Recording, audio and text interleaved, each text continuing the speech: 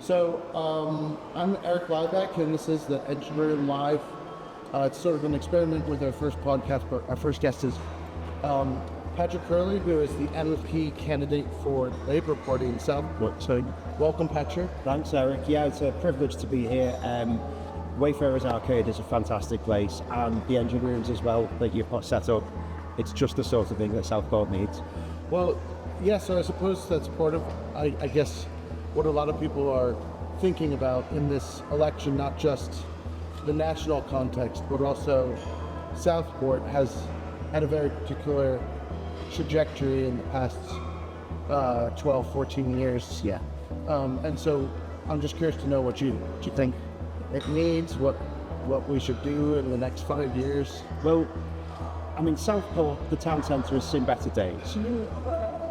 Wayfarers is lovely, but all the arcades need to be like Wayfarers. They need to be renovated, they need to be refurbished.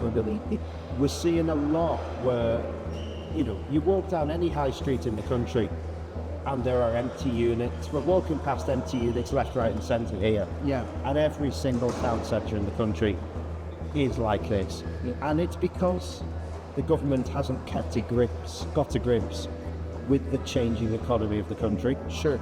A lot of bricks and mortar retail can't compete with online delivery firms, and the tax treatments haven't kept pace. So what I want to do is I want to abolish business rates. Okay. I want to make sure that small businesses can grow and thrive and become SMEs. Right. I want to make sure that we bring the spark back into town centres and high streets and all the shops and all the arcades. Yeah. One of the things specifically that I've said for Southport is that I think that we should have an equalisation of tax treatments when it comes to VAT. Right. Because right now, and I know this is not National Labour Party policy, but I will be advocating this myself if I'm given the honour of being elected on 4th of July. Right. I think what we should be doing is we should be incentivising through the tax system the renovation and the refurbishment of our Victorian heritage like that. Yeah. Well, because a lot of folks may wonder why are so many buildings in Southport or Merseyside or the Northwest generally, why are we just letting them go empty? Yeah. But they don't quite know that actually the VAT encourages 5% if you do a new build. So it makes more sense to knock something down and build it again than to refurbish something. If you can imagine if you're a big box retailer nationally, you have an accountancy department, they're just looking at the figures. Yeah. They're just looking at the figures on the spreadsheets. Yeah. And it makes more sense sometimes for large retailers to have a place on an out-of-town shopping centre. Right, so Sainsbury's. Like Sainsbury's is. Yeah. It's going to be leaving Lord Street, leaving a massive hole in the town centre. Right. And they've just reopened, or they've just opened a new place on the Kew Retail Park. And that's because the tax treatments are such that it incentivises them to move out of town. Right. I want to reverse that incentive and get people to refurbish and renovate it and take places in where we've currently got Victorian buildings and lovely heritage. And what a beautiful town that we have to refurbish. Southport's prospects are fantastic. Its heritage is fantastic. I think it's got huge potential. Mm-hmm. I actually think Southport's best days lie ahead of it. Right.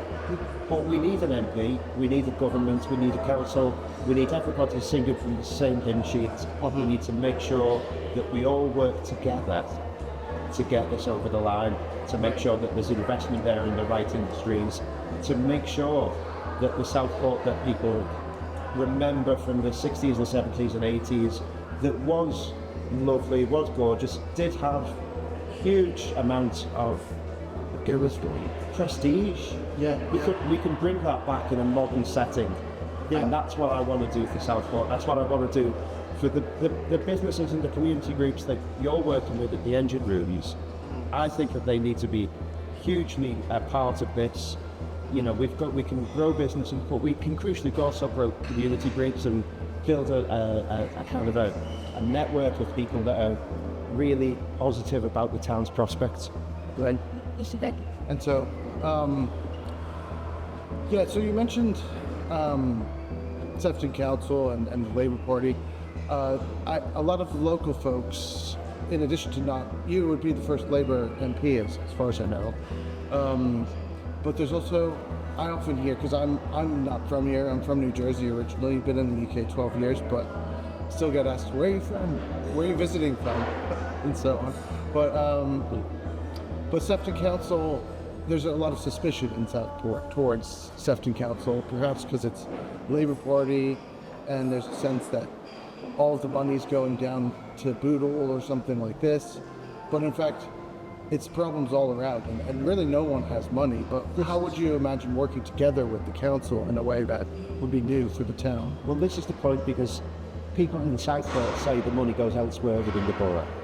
But I campaign for like candidates and colleagues across the country, and the same issues arise everywhere. So I campaigned for Ashley Dalton over in Oldskirk, and people in Oldskirk says the money goes to Skemmestad.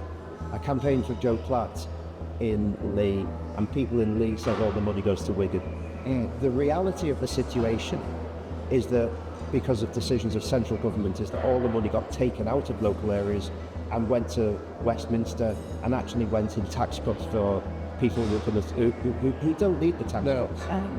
So, for instance, Sefton Council's budget in 2024, as we stand here, is around £250 million a year, less than it was in 2010.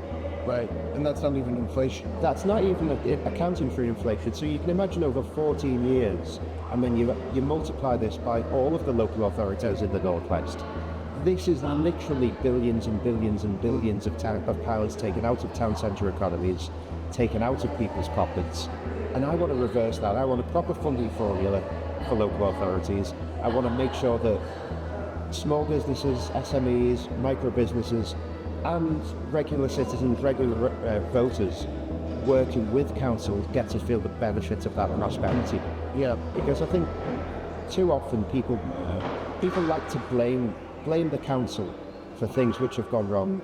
That's true in Southport. I'm sure everyone can do things better, It's true in Southport, it's true in Prescott where I'm from, it's true in Wigan where my wife's from.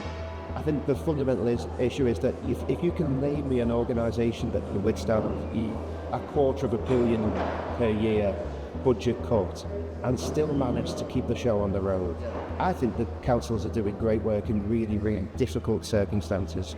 We just don't want to prolong those difficult circumstances. I think we need a change of approach and an economic approach and a reset, which will allow those organisations the opportunity to thrive. And a change of some of those regulations that often don't really consider the differences between, say, seaside towns and the quote-unquote normal town in Britain. So that's right. For a town like Southport that's trying to reimagine itself and so forth, it sort of seems like the needs of a place like Southport, built in the Victorian times, it's a very expensive place to maintain and keep up on, and to continually fill the bandstands, and so it's also got an older population that will remember it thriving. I don't know if you've encountered a lot of that on the doorstep. Well, I remember it thriving, and I remember when I was a child, Southport was the jewel in the crown of the Northwest, and it can be again. I think one of the beautiful things that Southport was built as a resort town in the 1800s, and one of its kind of key selling points was that it was close enough to the cities and the towns of the north, but it was also set apart, so it felt like you were going somewhere new, somewhere different. And it's still got that heritage, it's still got that feel that it's a kind of a town on its own, which is so beautiful and so amazing. And I think that, we need to build on that heritage. We need to make sure that we take the best of the past and reinvent it for modern times. One of the things that Southport has really struggled with over the past 50 or 60 years is connectivity and infrastructure and transport links.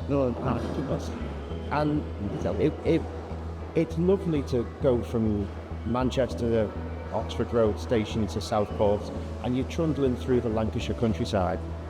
And it's great as a kind of an hour and 20-minute trip on a slow-moving train going through the fields and through the countryside. But when you're commuting that on a daily basis or 3 or 4 times a week, you don't want the 35-mile trip to take an hour and 10, 15 minutes. No, tell me about it. I'm over at the University of Manchester and avoid going in if I can. Yeah, and this is the point that although we've got the links there, we need to invest and upgrade those infrastructure links. I mean, obviously in Southport we've suffered that the Burscough curves are not in place, that they haven't been in place for 50, 60 years. The connectivity to Preston, the connectivity to Ormskirk, just is woeful. Yeah. I think if we can get that right, and we've got a once-in-a-generation chance of getting that right now, because we'll hopefully have a Labour government with a Labour MP in Southport and a Labour MP in Burscough and in Preston. We'll have councils which are of the same mind politically, and if we can all pull together, rather than use these issues to point the finger of blame at each other, which has happened too often in the past. I mean, the current Southport MP, he seems to blame Southport Council for problems, rather than rolling up his sleeves and solving problems. Yeah.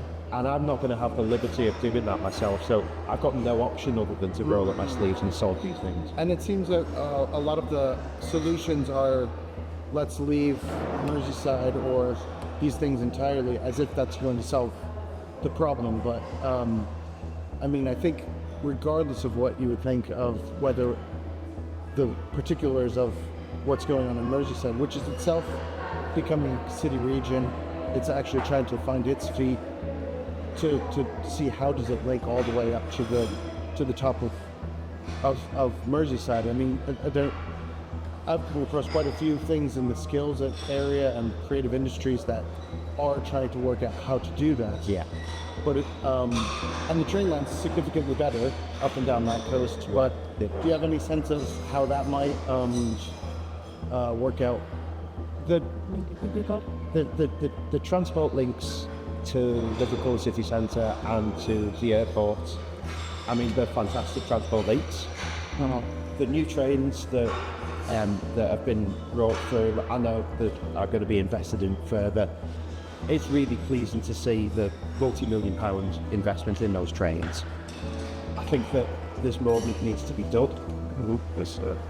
People say about leaving Sefton Council and joining into another local authority area. The issue is the grass is always green on the other side. Sure. The Southport constituency crosses local authority boundaries.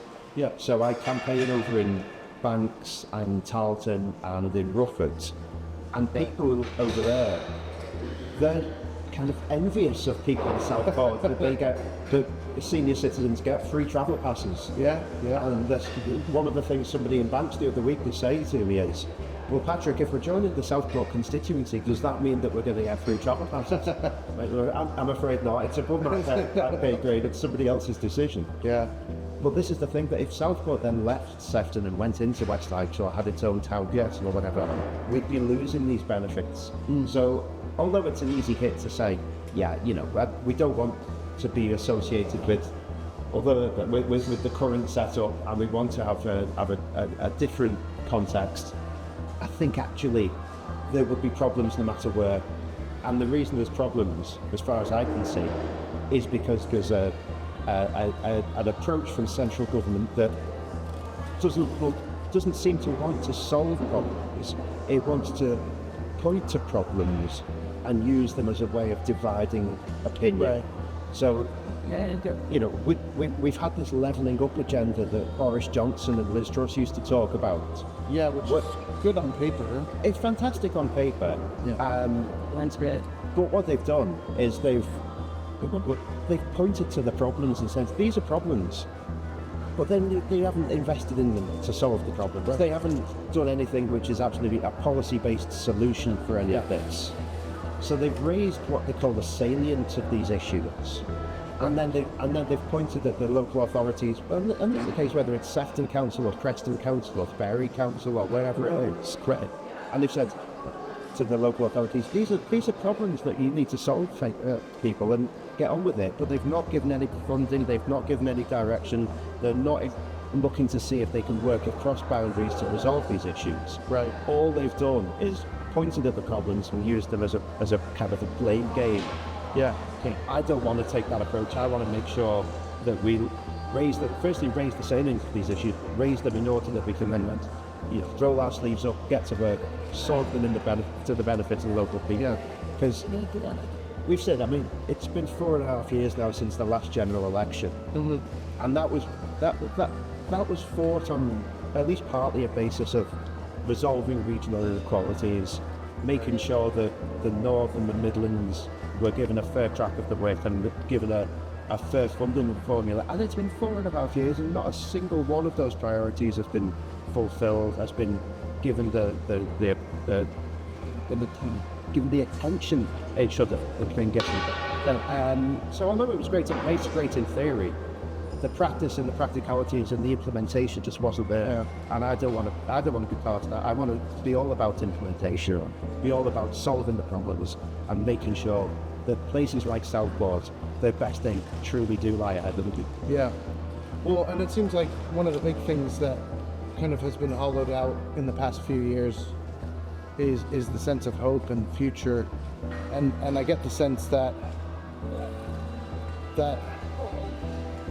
issue around the grass is always greener somewhere else, or we're leaving Europe, we're leaving Merseyside, or wherever it is, that will solve all of these problems that are ultimately major problems everywhere around the entire world, really. And to have someone focused on what are we doing next? Yeah.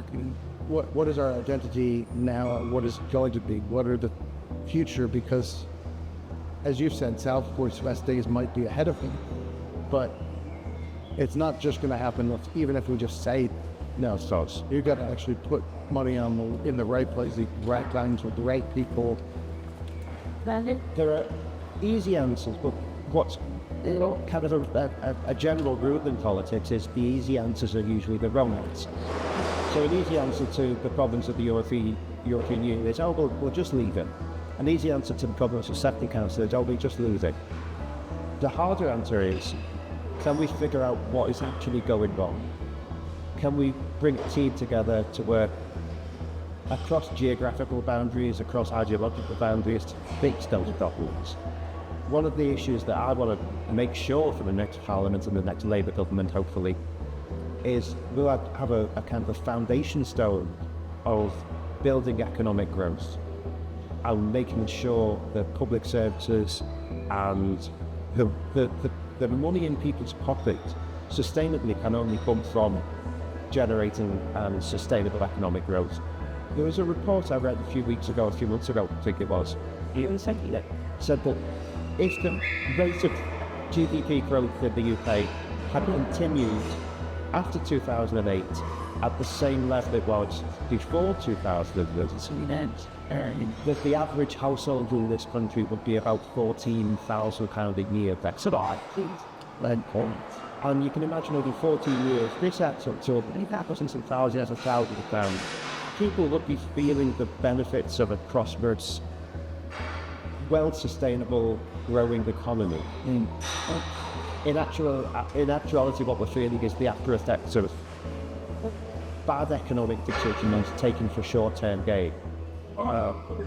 If we can get the investment in the right industries, if we can get the investment in the right services and the right way to grow our economy and future-proof this, we can get that GDP growth back up to where it should have been all about. Yeah. People will feel the benefit in their pockets, and crucially as well, the public services that we all rely on will feel the benefits of being adequately funded, because whichever public service that you look at, whether it's police, the NHS, our education system, even the simple things like potholes or street lamp repairs, to the most important things like defence and global security, on pretty much every single level, our public services are in a dire state. We need to get a grip on this. The only way to sustainably and long-term get a grip on it is to base it on the foundation stone of economic growth, so that people feel the benefits in their own pockets, and government and public services think that it's an absolutely funded organisation. Yeah. And Southport is going to be a part of that economic growth because everywhere needs to. That's why we use the metaphor of the engine and just get it going again. Wow. It's sort of still, but if we get some energy going, you know, we can do something in this arcade, up Road Street, and all the rest. And it's not always easy to hit funding blockages, regulation blockages, but certainly I'm feeling a bit more hope that. Well, I hope we could give you hope. The country seems to be crying out for change. And, you know, my message to people, and since August of last year, we've been out several times a week speaking to people across the doorstep, canvassing and campaigning, and that's wrapped up massively in the last 3 or 4 weeks. But seriously, the message we're saying to people is, if you think it's time for change, then vote for change. And in Southport, the way to vote for change is to vote for the Labour Party, is to offer me the chance to be Southport's next representative in Parliament. Make sure that Southport's best days lie ahead of it. You know, I can guarantee that I won't get everything right. We're all only human, we will all make mistakes, but I will give it my utmost, I will give it my best shot. I'm being the most open and transparent and honest person that I could possibly be. Every single piece of literature that's going out across Southport, it's got my mobile number on there, it's got my email address on there. I'm saying to people, I am accessible, give me a call. I can't always promise that you'll agree with what I do. You're busy this month. A little bit busy at the minute, it drags it, but still it's, you know, representing 70 or 80,000 people across the town. There will be people that no matter what I do, they will vehemently disagree with my approach and my decisions. But all I can say is, you know, you will have access to me as your MP. You will have a phone number you can get hold of me or my team on. You will be able to come and see me at regular surgeries. There will be an openness and an accountability there. And at source, this is a democracy. If people don't like what I do, but they can get rid of me in the next election. Yeah, it's just a 5 year. They can say 4 or 5 years' time, look, this fella's promised me the world, he's promised me X, Y, or Z, and if they don't deliver, they can say, well, he's had his chance. Yeah, and I'm all right with that, because that's a democracy, and that's what people wait for. I can promise, though, I mean, I know it's a low bar, but I can't be much worse than the current one. Well, on that note, something definitely to look forward to. On the 4th of July, is it? It's 4th of July. Yep. So we will try and reach you on the 5th of July until the late evening. So yeah, long night. Be a long night. There'll be a lot of caffeine. You know, I will be very sleep deprived overnight on the Friday the 5th of July. But yeah, hopefully it's all in the good for us. Well, great, and thanks so much for jumping out to talk to us today. Not a problem. Really great to see you again. Thank you. You know, you think that's a fact.